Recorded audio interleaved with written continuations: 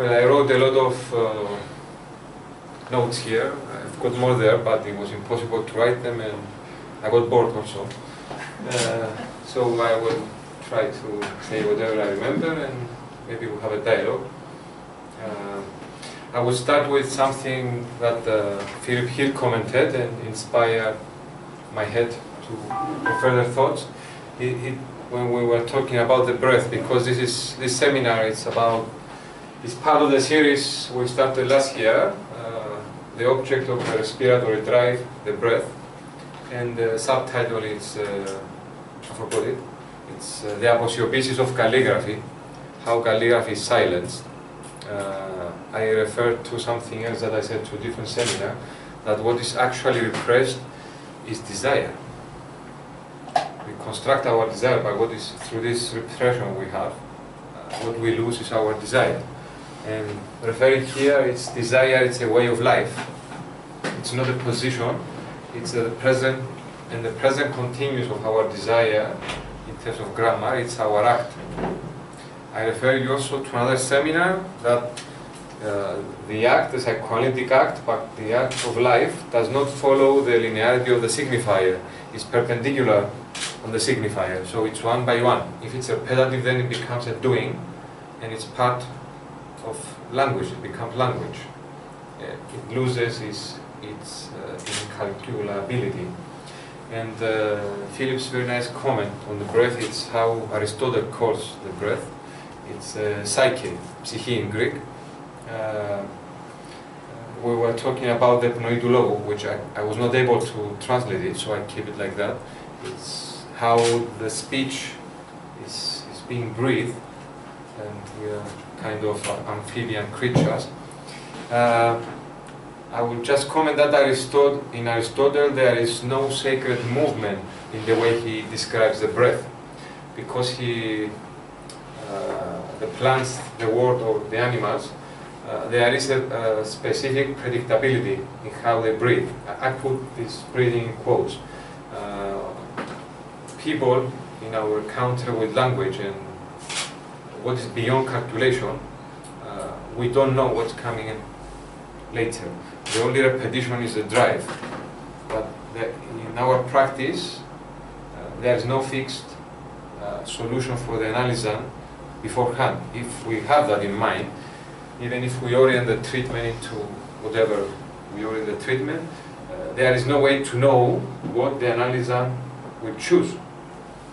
They might choose their symptom, but they will be responsible for their own life. So that's what I call by sacred movement beyond calculation. I believe that's my definition. That's the difference of the breath as an object from Aristotle to what I'm referring here. And also I wrote this in continuation with what Richard said, to make oneself a breath. I believe that the only true, well, actually psychoanalysis stops when the analysan feels good, any point they want, but let's say somebody wants to take it all the way, which I also put this in quotes, it's the place where they can breathe. Not only where they can speak, but where they can breathe. I also wrote somewhere here that we shouldn't keep as the ends of analysis that the articulation of desire. It doesn't do anything for me to articulate our desire. Articulation of desire, or a practice that does not create the possibilities of the act, I don't know if I can call it psychoanalysis. Even if the analysan refuses its own act, refuses the symptom, but we have to create these possibilities. Just staying only with saying what is our desire, that I think keeps it on the, what Penny said to the seminar last year, keeps the analysan at the level of the complaint. We are still talking about jouissance, so they don't go beyond that. I gave Angelos something there so he can read it if I forget it, because I think it's important. I believe that psychoanalysis is an intimate practice. There is an erotic connotation there, but I want to remind you of the incarnation of the signifier, and also how Lacan speaks of this, the counter of the signifier in many of his seminars. I have in mind the psychoanalytic act, the ethics, and the knowledge of the psychoanalyst. And also in our practice, when we cut, when we make some sort of intervention, even if it's at the level of language, the analysant feels this intervention on their body. Because organism and body, as we can see them differently in something else, as I said, in the anorexia, we treat always the obesity, even if there's a skeleton there. The signifier grounds our existence, but when we make an intervention, they experience it on their body. This is what makes them think. So it's a kind of a touch. When we speak in psychoanalysis, it's a touch. And the orientation, it's silence. The orientation of the act, it's silence. To act, you must be silent.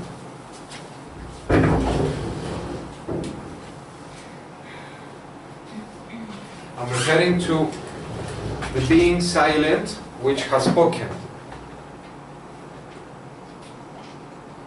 I have spoken and now I act. That's why I went there and I wrote, desire is a way of life. I also disagree with many analysts that say, oh, it's a position for me, and I can do the position of, I can hold the position of the psychologist, the position of the psychoanalyst, or whatever. Yes, these are positions, but desire cannot be a position. It's something you discover, you live by it. It's your compass in life. You cannot just utilize it only in the sessions. In the sessions, as an analyst, it has a specific function, but desire as such, it's a way of life. If we elaborate our desire, then drive is something that reminds us if we went, let's say, astray. We return to the drive when we lose our orientation in terms of our desire. The drive is not something evil. It can function as an alarm for us, as much as our symptom, to tell us what we have to pay or where we should go. Can you give an example of that?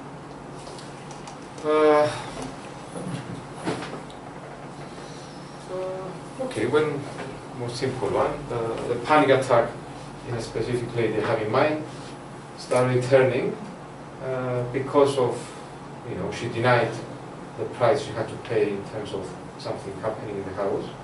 There was some repression there. So she returned to a panic attack. Simple as that. Okay. I don't know if it's clear, but it's a try to make. Yeah. Okay. The name, breathing, the letters, the signifiers. I watch my little boy, and he tries to either imitate or open his mouth, and the air for him, it's solid. Like, it's solid. It's as if he has to cut the air, and he plays with his breath to imitate, to give out these screams. Or I'm not talking about the cry of the baby that signifies I want everything and I want it now. It's kind of playing with time and space, but he actually feels. It seems to me, I interpret that, but cutting the air, and what helps him breathing, or maybe what helps us breathing, it's this play we have early on in life with language and the letters, and of course the signifiers. And it relates to breathing. We create our name, we breathe our name. Earlier, Richard said something very important, and I posed a question which I kind of thought about the answer, but I will give it now. My answer, it's when we get the name by somebody else, we get the name because of traditions, because of signifiers, but the ancient Greeks, they used to get names because of their act. You can create a name which is beyond language, which is based on a meta-language. Meta-language which is the meta-language of desire, it's the act. If you go back to Greek mythology, you can see people being designated as beings or as existence or according to what they did. It's some sort of enigma, but not in terms of describing their bodies.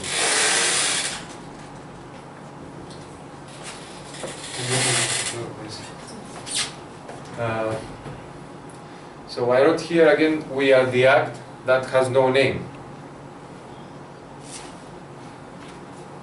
This is what we are. We are the act that has no name.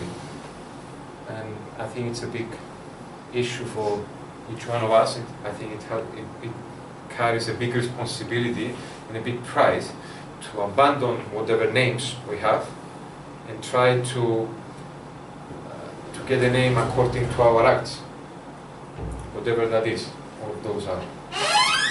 I disagree with there is no meta-language. I believe there is a meta-language, and I'm taking the language literal, as I will use the word literal, not in terms of liter, but in terms of adding to the metaphor, metonymy.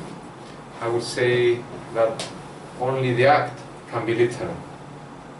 The act can be literal. And again, I refer you to young boys. When they say something, or young girls, they mean it.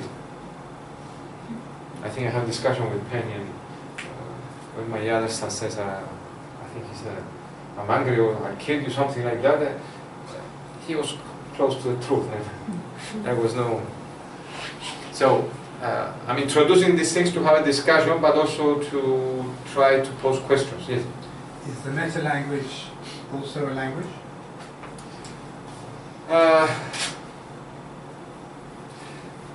I think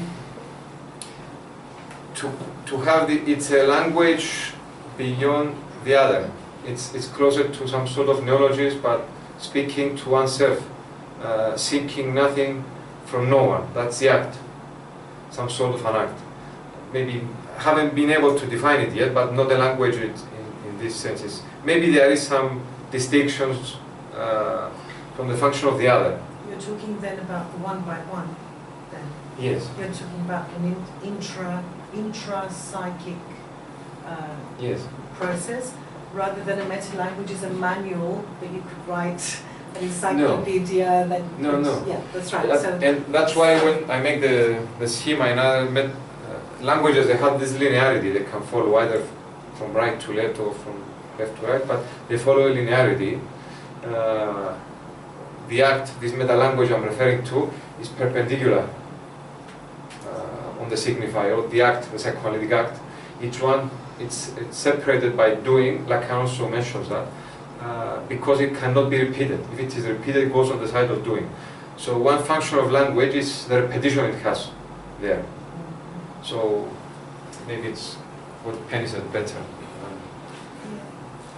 Also, we can refer to, then we are talking about maybe some different sort of being. I didn't write it, but Peter's question maybe. I wrote it in our seminar. That's in physics. ERG, it relates to energy, but it means ergon, means it relates in Greek. It's Greek, but this they have in English also. ERG, and of course on means being. The being of the act, which it has appears and disappears. It's closer to the feminine realm, and it's also close to this, the body of desire, and we are kind of doomed. We can relate it to psychosis as well, also how the psychotic functions. And it's a question of how to ground and be able to live with this. So it needs a very strong ethic and dedication to whatever act. Also, it leads us to the structure is the body. I observe a lot of confusion in relation to the structural diagnosis.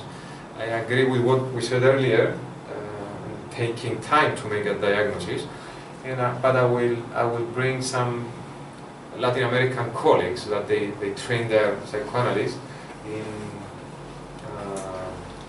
first to make a diagnosis, and then to proceed with whatever interventions they do. From my practice, that take very long time. So what do you do with this material that they bring you? Either they do the diagnosis very fast or whatever. I believe that as a new generation, one of the things we have to do is to practice from the opposite. We practice session by session with the material that's provided, and maybe one of the aims of the analysis, in addition to other stuff that we said, would be exactly the formation of the structure. What you're talking about there is kind of an algebraic, yes, quadratic functions. Yes. So if you're enabling the subject to rearrange their signifiers towards the clarification. And quadratic functions are basic mathematics, they're not advanced level mathematics, so that should reassure you a little bit. And also, it's the shift in the practice changes from the analyst being at the level of to diagnose, from him functioning as something else. I believe that this is one of the last things that we should make. I believe we have, of course, we have to have something else to ground our ethics and our practice, because the structure is not only structuring. You've just invented a really good way to orient people. Do you do mathematics? Thank you. Yeah. I had it in mind. Give people a few lessons in algebra, go through some algebra, quadratic simultaneous equations, and that will give you a framework of the transposition that can happen. That's great.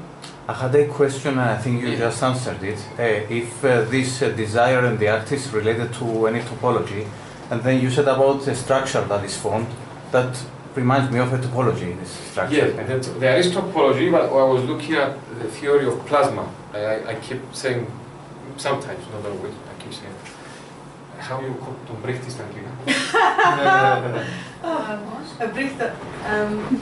Brichtis is somebody. Brichtis is somebody who makes you want to explode, like suffocating. Somebody suffocating. I keep referring to the ergon, but to the plasma. Suffocating. I believe it's a nice, concerning what I'm saying. We are not going away from topology, but we are going to a topology that is in movement and it keeps the unpredictability. We have to have faith in unpredictability. So you can think of thunder. Thunder, it's a plasma. You don't know what shape and where it will open and how. So it has movement also. Movement is involved. So for me, this is some sort of topology. Also, the emphasis, that's the second difference. It's not so much on the drive. Of course, we are dealing with the death drive, but we are dealing with the death drive to go towards life. We're not dealing with the death drive just to keep people in analysis for 50 years. You know, we have to deal with,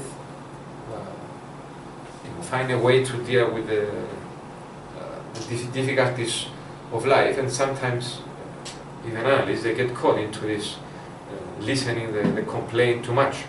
Our interventions can go even on the graph of desire of Lagan. You can mark the jouissance, you can mark desire. So we should, give more emphasis on the way of life. I don't know if I answered your question. Okay. If not, we can continue. We said about the creating a body.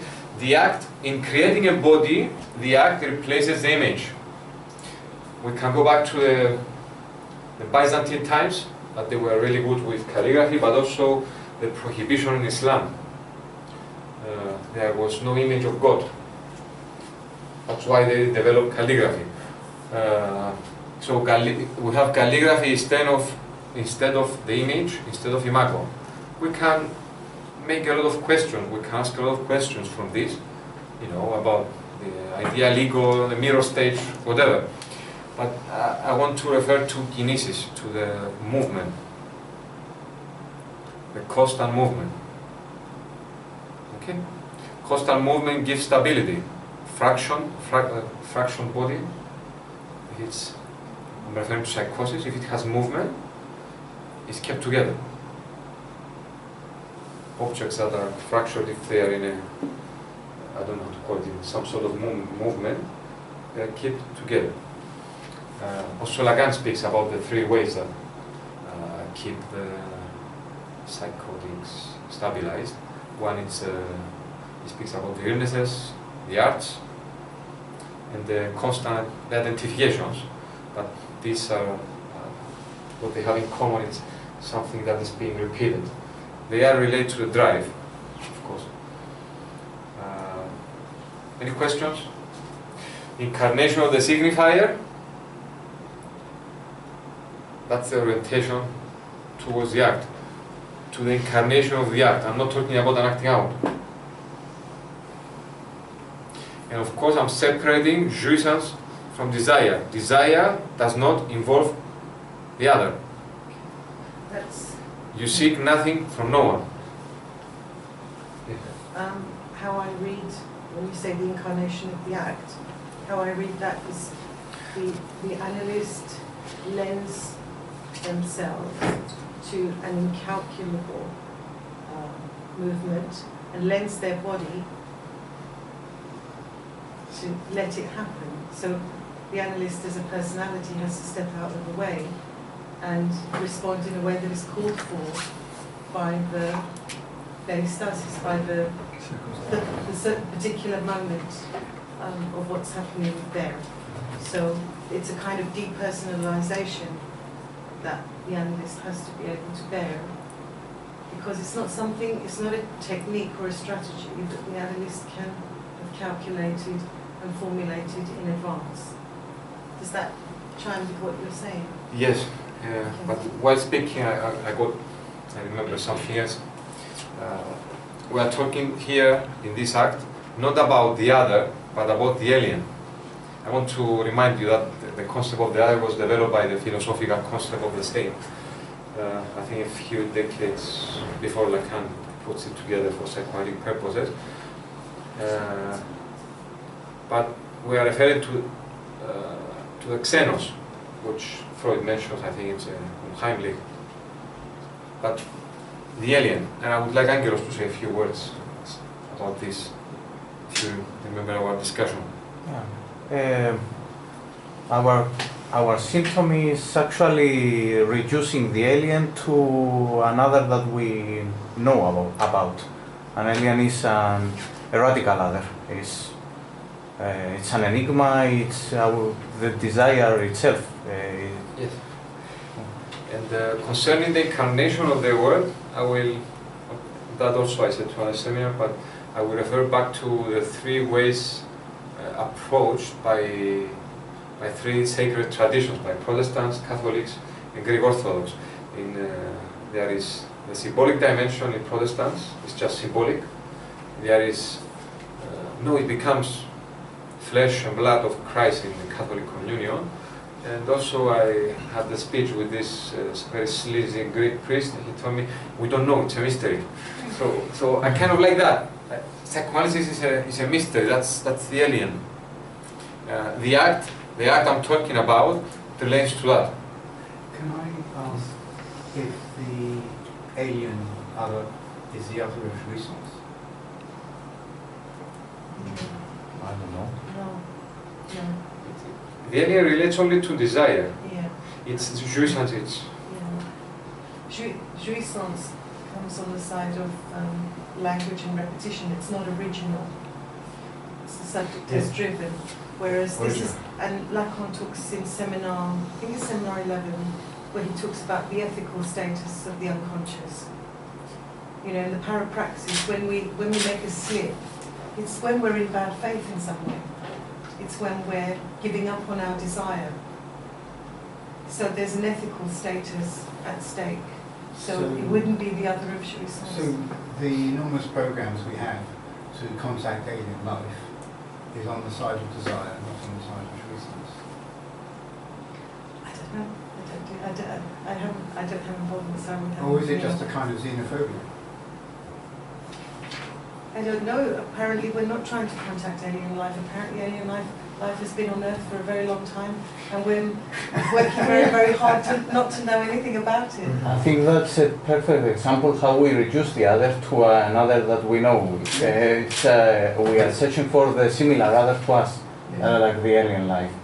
That's not alien. That's not the alien. Yes, and the problem is now that the foreigner is not really exotic. We can travel around the world very easily. We can watch anything on YouTube.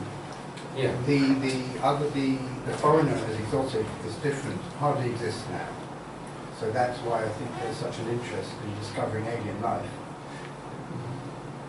As long as it's far away, keep it millions of miles away, and then we want to discover it. Even Not too close. our truth is not foreign now. What is actually foreign, it's to act on our truth in the direction of life. We can act on our jouissance as something to guide us in life, but the difficulty is to act on our desire and dedicate, I will use that word, and offer our body as a vehicle or something to carry on this, whatever, besides offering it to a drive. So the only mystery there, the xenos, the only mystery, the only surprise there is this. It's life itself. It should be like this. The alien's life itself, if we want to simplify it. But I still have a question. Yes, of course.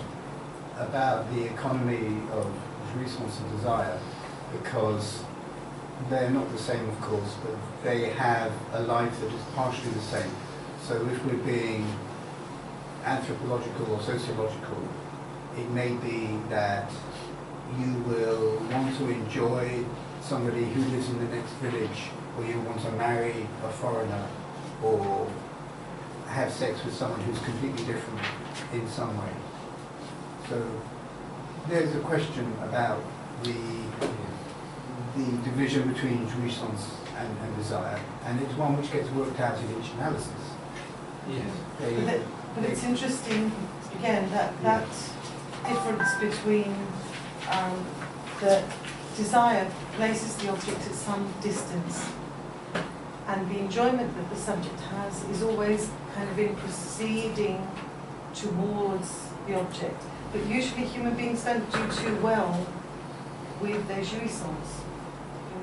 Enjoying the idea of a cake lasts a lot longer than the eating of the cake and the feelings that come afterwards. So we tend to be happier in our anticipation of satisfaction than in the realization of satisfaction. Oh, for sure. And it may well be as soon as you arrive at the object of your desire that it falls, and you have to invent another. Exactly. But if we're talking about something like coupling, like finding a husband or wife, do you find them within your village, or do you find them in the exotic collection of foreigners who live in the next valley or the other country?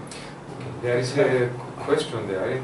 I believe, because you mentioned man and woman in your question, maybe there is, I perceive it like that, the reference to the formula of the sexes, which is, if I remember correctly, is Lagrange's exceptions into the knowledge of the psychoanalyst. Of course, it's the one, it's dropping the other, he says, which is the body there is, the sexual relationship. But in the same seminar, the knowledge of the other, there is something beyond the drive, that the body is not in need. I don't remember how he refers there, but when I was reading it, it surprised me, the exceptions he gives there between his writings. So I believe what I'm saying here is on the side of that exception and creating what we need to live. That's what we say here is not something abstract, but what is necessary, as you said, for every analyzer to invent something unique, maybe, or not, to invent what is necessary for him or for her to live. And if it's necessary to go to this side of whatever, the mystery or of the alien, which is a unique creation, or the act of creating a body all over or whatever, that's still on the orientation of life. But there is a lot in your question.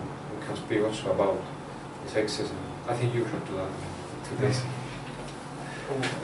What you referred previously, I think it's supported by the fantasy. Yes. Once you support something with a fantasy, then desire gets interpretation into something specific, and it is not that. So it's not foreign. Then. That's my opinion. You know, and also the drive in what we say. I don't remember where I found that Lacan, but my interpretation, of course, what I read, the object there is to stop the entrance into the nothing, into the abiron, into the feminine. So it goes around it to be circulated. On the side of the drive as a support to desire, it goes, and that's where we go with the double that Jacques-Alain mentioned earlier. The double is removed, so the hysteric or whatever, the subject encounters the gap which is necessary for desire, but I believe the drive has to go through that hole, through that emptiness, through that feminine space, precisely to experience the anxiety of encountering their own objects, the powerful objects of desire.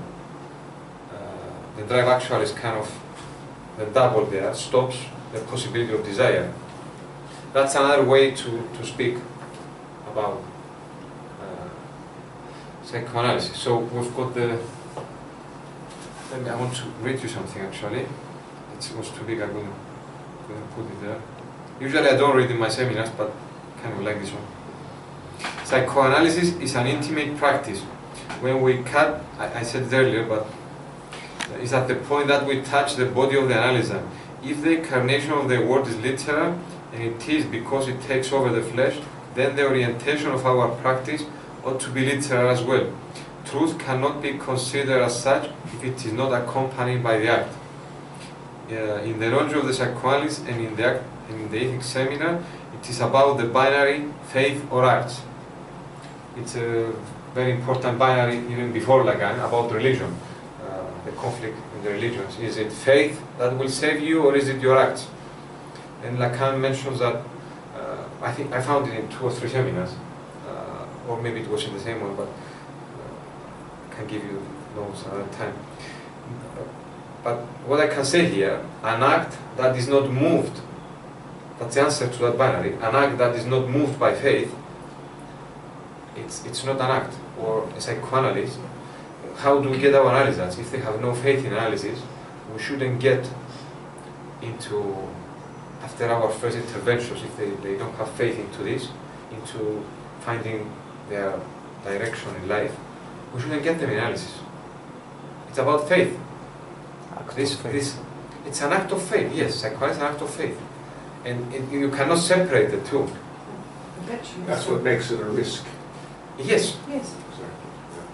You can't practice psychoanalysis on the basis of all the experiments which have shown you this is how it's done. You can't. It's a different relation to time and different relation to your. Can't be evidence-based in that way, because we've done the experiment and we know this works, and therefore this is what we're going to prescribe. Well, I can continue here. I wrote a few bad words if you. No. But faith, but an act that is not moved by faith as much as the analytic intervention is enduring in an intellectual exercise. An act of faith is the answer. Only the act can be literal, and an analysis is not creating the possibilities of this act, then it means 2 things. It is not an analysis, or the analyst is a pussy. And I say that because I heard all this from by other orientations saying we should protect the ego, we should protect this, we should. Why you should protect anything? It's not about attacking. If you are considering about protecting, it means in your back of your head. You have an agenda. Yes. It's not about attacking. It's very simple actually. Well, I think you're right, but from the patient's point of view, when the workers progress, sometimes only a little bit, the patient will often say, this is all very well, but I have to stop coming to see you now, because if I don't, my marriage will fail, or my my boss will kick me out of my work. Yeah. So I have to stop for the sake of the good of the other. I have to stop. And it's something to do with the analyst representing the little object A, the object of desire. And that can have a persecutory effect. It can be imagined as an attack. I like what you said, and I think it's a good analysis because they choose not to suffer. But actually there's also, remember that the analysis is the work, it's the analysand's work. And the analysand has to manage their own life and what they can support. And they may not be quite ready to be as radical yet. Not because they're saving the other, but because in their own psychic economy, they're not yet ready to be more radical. And they may well return to analysis at another point when their circumstances are slightly different. And I say this from a personal experience. My first analysis, my first entry to analysis was on the birth of my daughter. I had a 3-month-old baby when I entered analysis, and I'm glad I didn't have a Lacanian analysis at that time. And I was very aware, I was very careful about what I allowed to change, because I had a baby that I wanted to raise, and I didn't want my status quo to change too much, too quickly. So it's really the analysand who's in a position to decide how radical I want to be right now. And when you have a small child, you're not ready to be too radical, probably. But each analysand can decide for themselves what's feasible for them. Sure. The main point I was making is that the analyst can be perceived, with the best will in the world, as persecutory. So there can be a defence which the patient has to construct.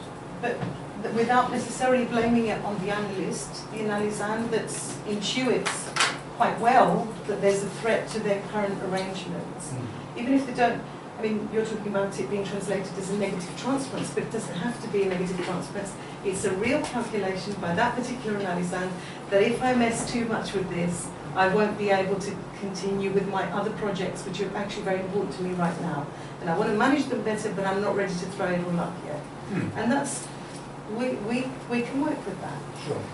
Yeah. I want to add also that, referring to the ergon, this type of being, the being of the act, is perversive because it crosses the Rubicon.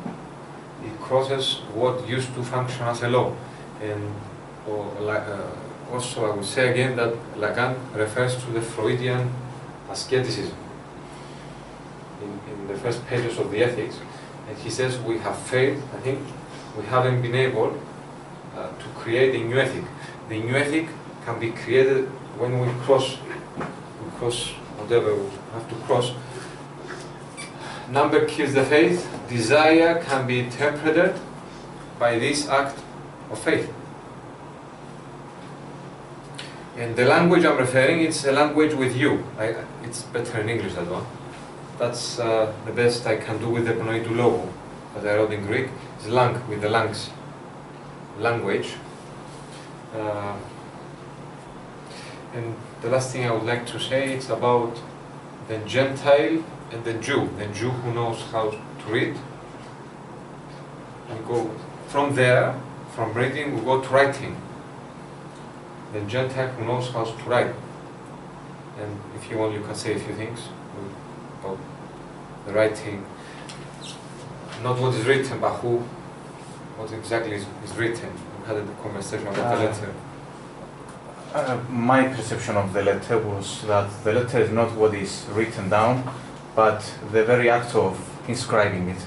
So what is already written is a false inscription of the act. Yes. So that's a letter. Yes. So what is... Can you say that again? That sounds really great. We stopped with that. He says Say it again. The letter is not the inscription itself, but the very act of writing, because the inscription is a lie of writing. It's an attempt to write down what is the act, but cannot be inscribed actually, that act. Yeah. Okay. That's it for today. Yeah. You more, I think it's enough. More? Yeah. We keep some desire for later. Okay. Another question? No? bye-bye. I have a question. One. One. I see you have 5 already, but you are not one. I try to stick to one. Yeah. Okay. Okay. Yeah. Is there a chance to cause faith? To cause faith? Yes. You said that you need to have faith for the psychoanalysis Yes. to... If we are able to speak the discourse of miracles. Actually, it's where faith is not. I mean, someone. That's my second question. Where faith is not already present. Play. Yes. It's not already in play. Then actually, that's precisely what our work has to do. Has to cause faith. It has to. It has to. So it's feasible. It can happen. The subject is trapped by numbers, is hypnotized by the numbers, and capitalized by the signifiers. If they don't collapse, there is no possibility of faith. Okay. Okay. If we, the idea, a couple of reference points. If we take a catatonic patient will demonstrate radically that without an act of faith, you cannot even get up out of bed or out of the chair. You cannot, without some vector, that you have some faith that I go from here to there and the floor is going to support me and, you know, I can, whatever. You cannot move. Absolutely nothing. So faith has to be a working proposition in the most minimal sense. You can't do anything without an act of faith. It's not possible to make any move, not even to pick up a glass of water. Is it the death Drive. the work on the death drive that will cause a faith? It's more, really, you don't really solve anything by negating the bad thing. What you can do is demonstrate that you're not intimidated by that and you're free to move in the direction of desire. So it's the affirmation of desire and the perpetual affirmation of desire, the movement of desire, my urge for the water, yes, my urge, that's appetite. In Greek we have a nice word which is orexi. Orexi is, we think anorexia is a collapse of appetite. So the very simple physical experience of I'm hungry, I'm thirsty, right? The affirmation of desire. If you want to eat, eat. If you don't want to eat, don't eat, right? So our orientation in a way doesn't have to amplify the problem. We have to touch on the problem to get some bearings around it, but we can't be too interested in the problem. We need to be more interested in the subject's own desire and direction for solution. Okay, but in order to find the You are a very difficult person. Nice. He keeps adding bad in No, this it's question. fine, it's fine. Go on. Okay, last one. No, go on, okay. go on. In order to find it, just to understand, in order Yes. to find the desire, it means that we need to identify the death drive. Just for it to No, understand. no, you don't. And separate No, it. actually you can hear desire being expressed. I have a particular analysand and she's doing well. But one thing that I say to her often, it doesn't sound very sophisticated, but I found myself saying it more and she's beginning to be able to hear it. She's always dissing herself. So her struggle with being, very present being, doesn't know what to do with herself really. She's stopped working, she hasn't been able to do anything. But what was the case with her is that her desire was presenting itself in her speech as negated. So every time, there would be indications of her desire, but always as knockdown. So you've got the death drive functioning as insulting the subject. It's like, I'm useless, I might want to do this, but I'm an idiot, right? So I might want to do this, that's the vector of desire, but then you have the superego, the bad jouissance, if you like, attacking all the time. So it's very present in the speech. Desire is present in the speech, but it's constantly being negated. So when you hear a subject insulting themselves perpetually, that is a killing of joy. That's a kill joy. That's the death drive. The death drive is always attacking the subject in the moment of vulnerability or in the moment where they're just about to sort of wish for something and then they pull themselves back and say, I'm crap. for example. And that's something, a very close, very basic thing to be sensitive to. When the subject's attacking themselves, you've got a melancholia in place, whether it's neurotic or psychotic. You can be sensitive to that, and you can work to lift the weight of the bad thing, and you can make the subject aware that when they're able to hear it, that they're attacking themselves. But essentially, desire is constantly trying to assert itself, and the death drive, which is this moral condemnation, it's a moral condemnation which the subject has identified with. It's intruding. It's constantly bashing it down, constantly bashing it down, constantly bashing it down. So that's Okay, I'm not going to ask why. Yeah. Next time. Next time. It's just, look, it's very simple. It's very simple. I had a question. Yeah, it's very Oh simple. yes, please ask your question. One. With desire, there is always a crossroad. Yeah. There is always one, for example, one object to go towards desire, and at the time that you have a desire for something, then there is this internal debate: which way to go? What do I desire? Come to. If you come to this crossroad, my opinion, you don't desire yet. Yeah, it's more clear when Good. desire. Correct? Yeah. When desire emerges, you're not choosing between one thing or another or antipolyas. You know what it It's- is. It tells step by step. It tells you where you're going to go. It leads you. Your desire is something that's capable of leading you in a good way, and it should feel okay with each step that you take. If you are not hypnotized. Well, you are hypnotized. By the numbers. Yes, okay, because that's what you're coming away from. Because when you're hypnotized, you're precisely following indications that's on basic desire of the other. It's not coming from you. So when you pick up a drink to drink, it's not because you are thirsty or you want. You're doing it because of some compulsion. You know, socially we sit around, we drink, so we drink some more and we drink some more. Not because we really want to, but because Desire. there's something else. And your question is very simple. If the subject is doing that, that's how they've been trained by their experience. Mhm. That's all.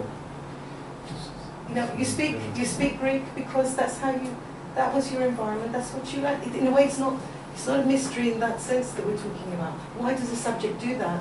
It's a bad habit that they learned from a very early age, and they haven't yet invested another way of organising their life. I would say in the most basic way. It just happens to be that's how they learned to treat themselves. That's it. Okay. Two notes by me are that the cure, in what I'm referring here, is to cure the veil that disables desire. And the breath, as an object, you cannot remove it because it's as an object, it has, as an object, because object A, in relation to the respiratory drive, it has movement. It's not outside in the sense it can go inside, outside. It's a play with the. You have to learn how to play with the word. Τον κόσμο. The breath. It's as if speaking to the word. A place from where you can breathe. Something like that. It's also you finding an interesting definition for this breath as drive, because that's the definition of drive in Seminar 11, to make oneself shit, to make oneself sucked. Now you come along with this to make oneself a breath. Yes, that identification with the breath. I'm referring to identifying with the breath. Mm-hmm. To identify with the breath, one of my analysts said something recently, which is, I really liked it, and it's what I had in mind, but I didn't say anything to her. She says, she was speaking about her, not about her analysis, about analysis in general. She says, yeah, but to practice psychoanalysis, you don't need a body. She got something there, but Yeah. to identify with that breath. it's a breath of life, basically. Well, I'm not talking about, you know, something spiritual or anything, which life itself has this spiritual dimension, whatever we do. I mean, it's life, it's our mystery, but we have to find not only from where we can speak, but mostly from where we can recite. I'm using this word which is related to prayer, where we can recite our breath and breathing. We think that it's something that we learn, but most people, they don't know how to breathe. I'm not talking only about the Lacanian body. The body signifies how we breathe, but this flesh also, how we breathe. So it's very difficult to subtract ourselves from the matrix. I think that's a legitimate drive. Yeah. Very close to it, because Okay. One of the indications of desire is the defending one's breath. Yes. Okay, let's stop with this. Yes. We try everything when we approach that moment of the breath to drown it. Okay. Thank you for coming. Very nice seeing you. Nice questions. I have a lot to think, and I hope you didn't get too bored. Well done. See you next time.